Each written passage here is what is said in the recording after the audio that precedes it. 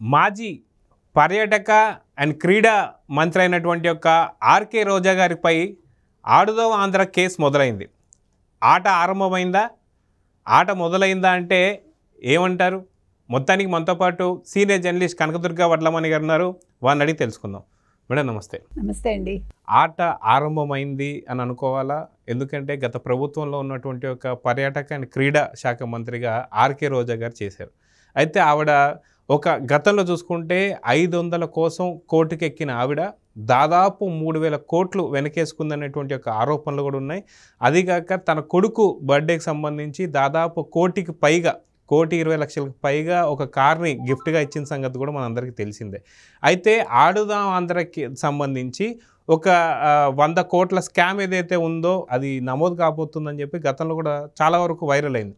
అయితే ఇప్పుడున్న కూటమి ప్రభుత్వం ఏదైతే ఉందో పూర్తి ఆధారాలు సేకరించిన తర్వాతనే చట్ట ప్రకారంగా చర్యలు తీసుకోబోతుందని చెప్పేసి అంటున్నారు. మొత్తానికి ఆర్కే రోజాకి ఆట మొదలైందా అంటే ఏమంటారు? అప్పుడు రోజా గారు మంత్రిగా ఉండగా సీఎం పేరిట ఆడుదాం ఆంధ్ర అని ఒక ప్రోగ్రాం పెట్టి మొత్తం అన్ని క్రీడల మీద వాళ్ళు పోటీలు నిర్వహించడం జరిగింది. ఇప్పుడు సిఐడి రండి మీరు ఏం ఆడారో తేలుద్దామని అంటున్నారు. మీ ఆటలేంటి, మీరు అవినీతి ఆటలు ఏం ఆడారు తేలుస్తామని వీళ్ళు పిలుస్తున్నారు. ఇప్పుడు సిఐడి నోటీస్ ఇవ్వడం జరిగింది. అయితే మనం దీని గురించి ముందే మాట్లాడాం, ఎలక్షన్స్ ముందు మాట్లాడాం. ఎలక్షన్స్ అవ్వగానే దీని మీద చాలా 2-3 ఎపిసోడ్స్ చేసినట్టున్నాం మనం. ఎందుకంటే రోజా అసలు ఇప్పుడు ఎక్కడున్నారో ఆవిడ తెలియట్లా, మద్రాసులో ఉన్నట్టున్నారు ఆవిడ. సో మధ్యలో ఆవిడ విజయ్ పార్టీలో కూడా చేరతారు అని చాలా వార్తలు అయితే వచ్చాయి. కానీ ఇప్పుడు విజయ్ ఆవిడని తీసుకుంటారా లేదా అనేది ఒక సందిగ్ధం. ఇప్పుడు నిజంగా సిఐడి కేసు నమోదు చేసింది కాబట్టి ఇప్పుడు ఆవిడ విచారణకి హాజరు కావాలి.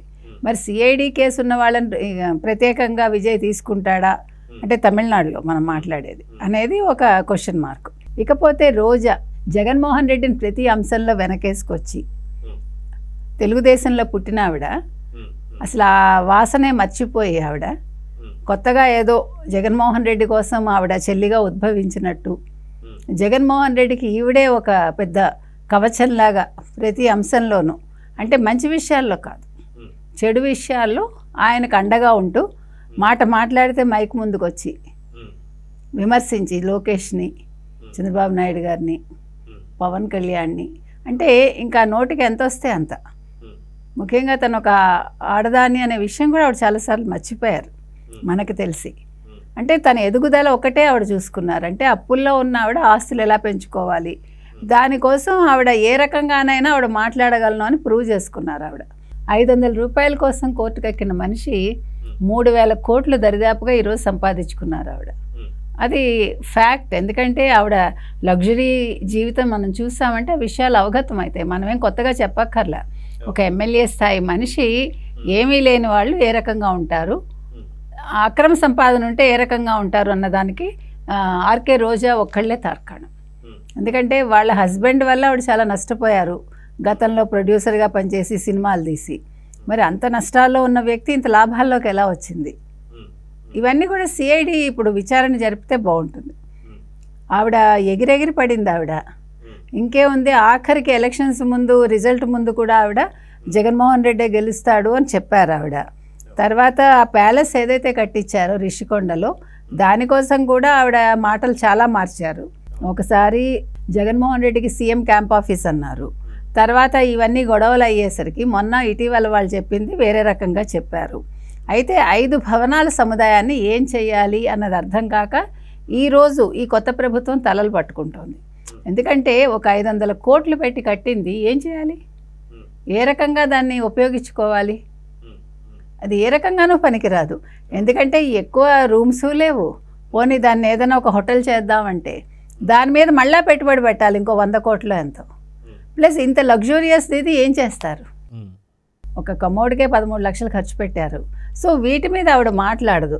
ఆవిడ ఎంతసేపు లోకేష్ని పప్పు అని, లోకేష్కి భాష రాదని, లేదా లోకేష్ ఎందుకు పనికిరాడని ఇన్ని రకాలుగా మాట్లాడిన వ్యక్తి మంగళగిరిలో ఓడిపోయాడని, పవన్ కళ్యాణ్ని 2 చోట్ల ఓడిపోయాడు, ఈయన రాజకీయాలకు పనికిరాడని, చంద్రబాబుని ముసలోడు, ఇంకా రకరకాలుగా మాట్లాడారు. సో వీళ్ళు మాట్లాడిన వాటికి ప్రతిగా ఆంధ్రప్రదేశ్ ప్రజలు మామూలు మెజారిటీ ఇవ్వాల. ఇవాళ 91,000 మెజార్టీతో మంగళగిరిలో లోకేష్ని గెలిపిస్తే అదేవిధంగా 70,000 మెజార్టీతోటి పవన్ కళ్యాణ్ గెలిచారు. అసలు గెలవడు ఎట్టి పరిస్థితుల్లోనూ పిఠాపురంలో పవన్ కళ్యాణ్ గెలవడు అన్న వ్యక్తి 70,000 మెజార్టీతో గెలిచారు ఆయన. సో అదొక రికార్డు. ఇంకా చంద్రబాబు నాయుడు గారు 4వసారి ముఖ్యమంత్రి అయ్యారు. కూటమి 164 సీట్లు గెలుచుకుంది. 151 సీట్లకే ఎగిరెగిరి పడ్డారు వాళ్ళు. ఇంకా అసలు మా అంతటి వాళ్ళు లేరు అనుకుంటూ చాలా విర్రవీగారు చెప్పాలంటే. సో అందుకు ప్రతిగా ప్రజలు 164 సీట్లు ఇచ్చారంటే వీళ్ళందరినీ కాదన్నట్టే లెక్క కదా. అంటే మీ వ్యాఖ్యలన్నీ కూడా మీకే చేటు తెచ్చాయి, వీళ్ళకి అది మంచి చేశాయి. ఎందుకంటే వాళ్ళు నమ్మారు, చంద్రబాబు నాయుడు గారి అనుభవాన్ని నమ్మారు, పవన్ కళ్యాణ్లోని మంచితనాన్ని నమ్మారు, లోకేష్లోని ఇతను చేయగలడు అని వాళ్ళకి అనిపించింది. అతను హామీలు ఇవ్వడమే కాకుండా హామీలు లోకేష్ నెరవేరుస్తాడు, పవన్ కళ్యాణ్ నెరవేరుస్తాడు, చంద్రబాబు నాయుడు గారు రాష్ట్రాన్ని అభివృద్ధి పరుస్తారు అనే ఒక నమ్మకాన్ని వాళ్ళకి కలిగించింది వీళ్ళ మాటలు. అయితే నిన్న పెట్టినటువంటి కేసులు ఏదైతే ఉందో కృష్ణదాస్ గారు ఎవరైతే రెవెన్యూ మినిస్టర్ ఉన్నారో ఆయన పేరు మీద ఒక కేసు నమోదైతే అయింది. ఇంకా మిగతా ఇద్దరు అని చెప్పేసి అంటున్నారు. అయితే అప్పట్లో ఉన్నటువంటి ఒక శాప్ చైర్మన్గా బైరెడ్డి సిద్ధార్థ రెడ్డిని మనం చూసాం. అయితే సిద్ధార్థ రెడ్డి మీద కూడా ఎప్పటి నుంచో ఆ కేసు నమోదు కాబోతుంది. ఎందుకంటే ఆడుదాం ఆంధ్రకు సంబంధించి తను కూడా చాలా వరకు దోచుకున్నాడని చెప్పేసి అయితే వార్తలు వస్తూ ఉన్నాయి. అయితే ఇప్పుడు పూర్తి స్థాయిలో వీళ్ళిద్దరితో పాటు ఏదైతే కృష్ణదాస్తో పాటు ఆర్కే రోజా వీళ్ళిద్దరి పేరైతే మెన్షన్ చేశారు, 2 others అని చెప్పించారు. సో దాంట్లో బైరెడ్డి సిద్ధార్థ రెడ్డి ఉండబోతున్నాడా అంటే ఏమంటారు? ఖచ్చితంగా. ఇప్పుడు ఈవిడ పర్యావరణం క్రీడా శాఖల్లో ఉండి ఈవిడ ఎంత అవినీతి చేయాలో అంత చేశారు రోజా. ఆవిడ అవినీతికి తార్కాణం మన రిషికొండ ప్యాలెస్. సరే, క్రీడా శాఖ మంత్రిగా ఆవిడ ఆడుదాం ఆంధ్రాలో ఇప్పుడు 100 కోట్ల స్కామ్. ఇదే విధంగా ఈ ధర్మాన కృష్ణదాస్ ఎవరైతే ఉన్నారో ఈయన గతంలో డిప్యూటీ సీఎం ప్లస్ రెవెన్యూ శాఖ. అసలు మీరు కనుక గమనిస్తే అసలు గత ప్రభుత్వంలో మంత్రులు ఏ ఏ శాఖలో వాళ్ళకి తెలియదు, ప్రజలకి తెలియదు.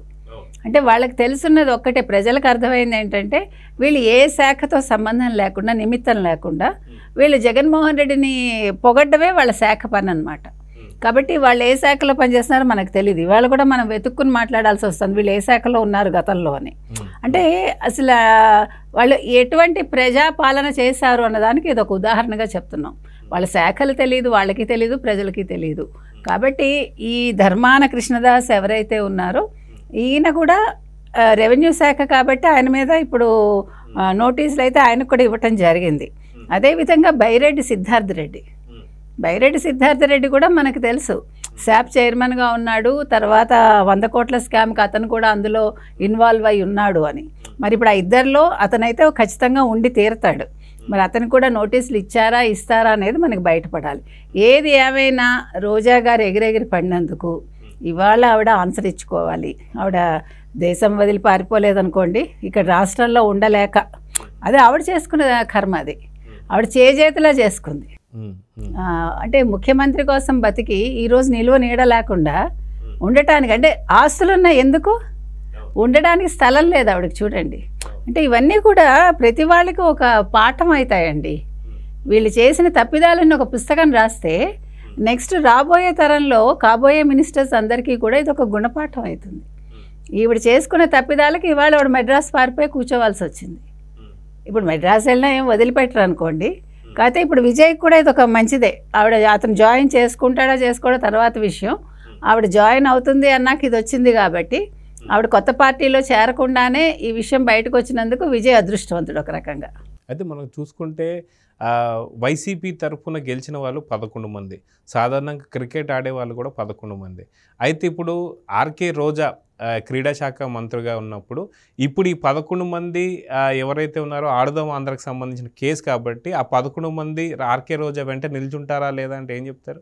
ఇప్పుడు సమస్య ఏంటంటే వైసీపీలో ఎవరెవరి మీద ఎన్ని కేసులు వస్తాయో ఆవిడకి తెలియదు. అందరూ అవినీతి చేసిన వాళ్ళే. ముఖ్యంగా మనం మొదటి నుంచి చెప్పినట్టుగా రెడ్లు తీసుకోండి. మొట్టమొదట అంటే scams we are talking, all scams related to ఏదైతే ఉన్నాయో అన్నింట్లో రెడ్లే ఉన్నారు. మనం చెప్పినట్టే ఇవాళ ధర్మాన కృష్ణప్రసాద్ అంటే రెవెన్యూ శాఖ మంత్రి పక్కకు పెట్టండి, కానీ బైరెడ్డి సిద్ధార్థ రెడ్డి, ఆర్కే రోజా వీళ్ళందరూ రెడ్లే కదా. అదేవిధంగా ఇప్పుడు రెడ్డి కాబట్టి ఇవాళ జగన్మోహన్ రెడ్డి వెనకేసుకొస్తాడని ఏమీ లేదు. ఎందుకంటే ఇప్పుడు జగన్మోహన్ రెడ్డికే దిక్కు లేదు. ఇప్పుడు ఈడీ ఇవన్నీ కూడా మళ్ళీ ముందుకు వస్తున్నాయి కదా. అందుకని ఈవిడైతే ఒంటరిది అవుతారండి, సందేహం లేదు. ఇప్పుడు ఎవరు మాట్లాడతారు, ఎందుకు మాట్లాడతారు? ఇప్పుడు ఇన్ని జరుగుతున్నా ఎవడైనా నోరు విప్పుతున్నాడా? అన్న క్యాంటీన్ల మీద అయితే నోరు విప్పుతాడు, అన్నం పెడుతున్నారు కదా. అంటే వీళ్ళ హయాంలో అన్నం కూడా పెట్టరు వీళ్ళు. అది అన్నం పెడితే ఇప్పుడు ఓర్చుకోలేకపోతున్నారు, అంతకంటే ఏం లేదు. కాబట్టి ఒక్క మంత్రి కూడా, ఒక మంత్రి కావచ్చు, లేదు మాజీ మంత్రులు కావచ్చు, ఎమ్మెల్యేలు కావచ్చు, మాజీ ఎమ్మెల్యేలు కావచ్చు, ఎవరు కూడా ఆవిడకి తోడుగా ఉండరు. అసలు ఆవిడ నియోజకవర్గంలో అయితే అసలు ఎవడు మాట్లాడు. ఆవిడ చేసుకుంది అది స్వయంకృత అపరాధాలు అంటారు వీటిని. సో చూద్దాం మేడం, ఖచ్చితంగా ఆర్కే రోజాకైతే నోటీసులు వెళ్ళాయి, అదేవిధంగా కృష్ణదాస్ గారు కూడా నోటీసులు వెళ్ళాయి. మిగతా ఇద్దరు అని చెప్పేసి అయితే ఎవరైతే తెలీదు, కొంతమంది అయితే ఖచ్చితంగా బైరెడ్డి సిద్ధార్థ రెడ్డి అంటున్నారు, ఎందుకంటే శాప్ చైర్మన్ కాబట్టి. సో ఖచ్చితంగా చట్టం తన పని తాను చేసుకుంటూ పోతుంది అని చెప్పేసి అనడానికి ఇది ఒక నిదర్శనం. సో పూర్తి ఆధారాలు దొరికిన తర్వాత మాత్రమే వీళ్ళపైన కేసు అయితే నమోదైంది. చూద్దాం ఏం జరుగుతుంది. నమస్తే. నమస్తే.